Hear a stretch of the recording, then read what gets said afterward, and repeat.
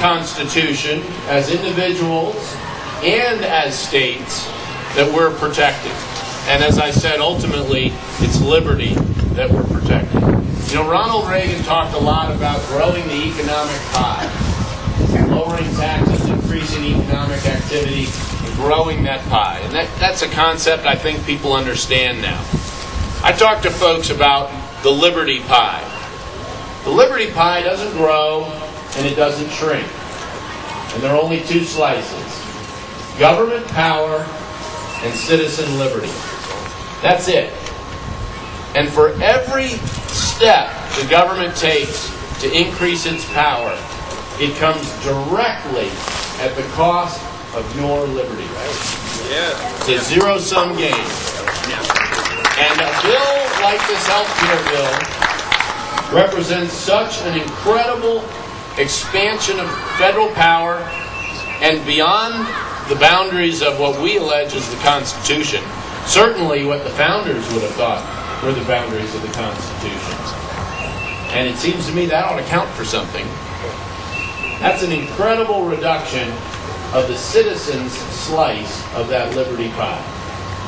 And I'm not willing to sit back, and I know you wouldn't be here if you were willing to sit back and watch liberty be eroded as it is in Washington today. We are not going to stand for that. We're going to fight it. And that's the genesis of that lawsuit.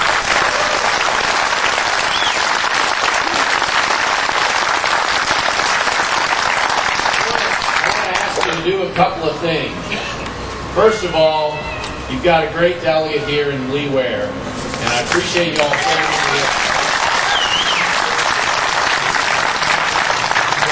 Virginia is in a special position in these lawsuits because we have passed the Health Care Freedom Act here in Virginia.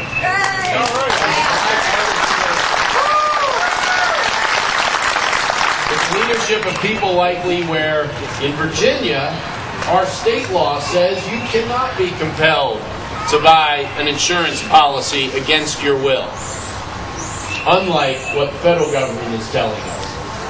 And of course, the federal health care bill, which came into the law 2 weeks later, conflicts with that Virginia state law. Normally, Article 6 of the Constitution has the supremacy clause saying that the federal law trumps the state law, but not when it's unconstitutional. And that's the position Virginia is taking, is that Virginia's law should trump the federal law, and in fact, the federal law should be knocked off the books because it is unconstitutional. It overreaches the power Congress has under Article 1, Section 8, under the Commerce Clause, to regulate our commerce. It goes too far.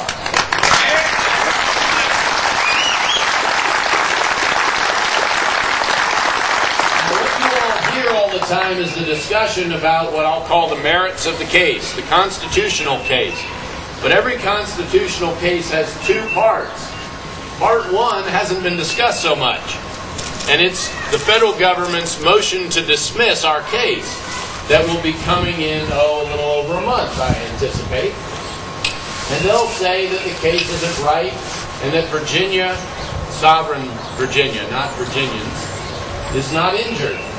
Well, it's our position that as a sovereign state, our laws are due a level of dignity and respect unto themselves, and that if you're going to trump one of our laws under the Supremacy Clause, you bet we're injured.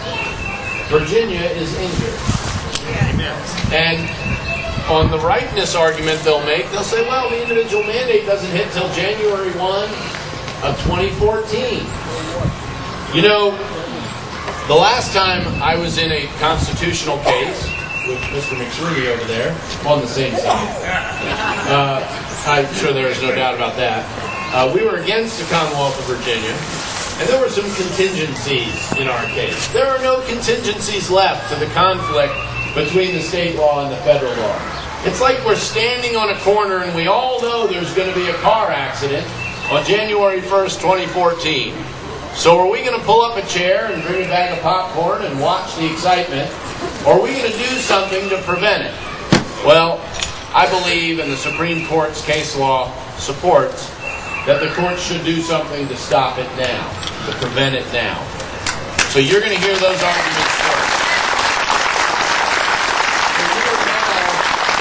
We're more educated on the process than 99% of Americans.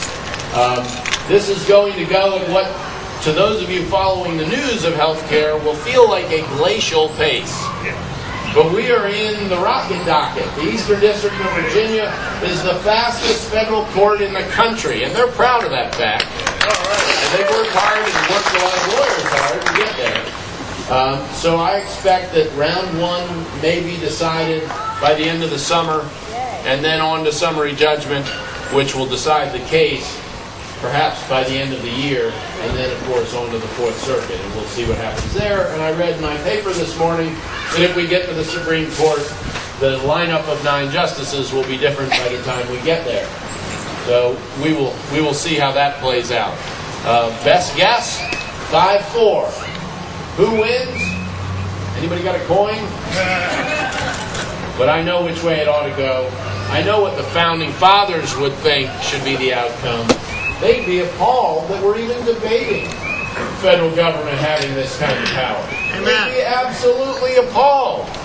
Absolutely appalled. I heard somebody tell me recently that they know the explanation for all these earthquakes that have been happening. It's all the Founding Fathers turning over in their graves. Hopefully we'll settle that down. With me today is Bruce Laporte. Bruce, can you wave your arm? Bruce is going to stick around. I have to jump out. I'm going up. Actually, I'm going to go buy some guns and then go to a tea party.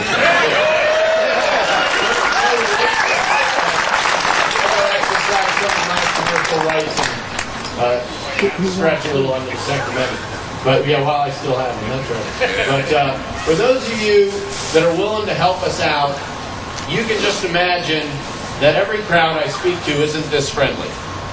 And in fact, we're taking an awful lot of heat these days and would appreciate y'all's support. Letters to the editor here locally and to Richmond. We also have a petition running. It is not a red meat petition. You go read it. It's straight up on this lawsuit. You can get there via our website. It's at Cuccinelli.com. It's easy to find if you can spell Cuccinelli. And it'll link you to it.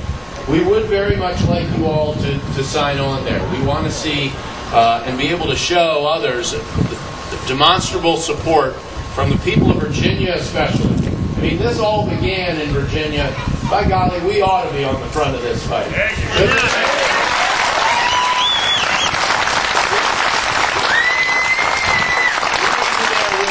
Please go. That's one way to show your support, and let your friends know about it. Facebook, via email, etc.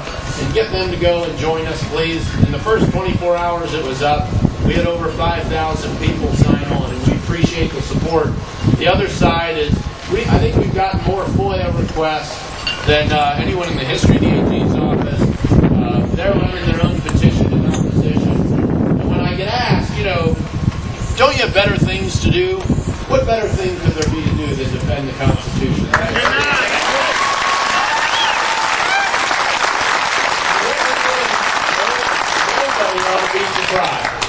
We were pretty clear last year when we were running that we were going to challenge the federal government every time it overstepped its boundaries, and that's exactly what we're doing. And nothing more, nothing less. Anybody who paid attention last year shouldn't be surprised with what we're doing in the first 3 months in office. And we got more votes for Attorney General than anyone in the history of Virginia running on that platform.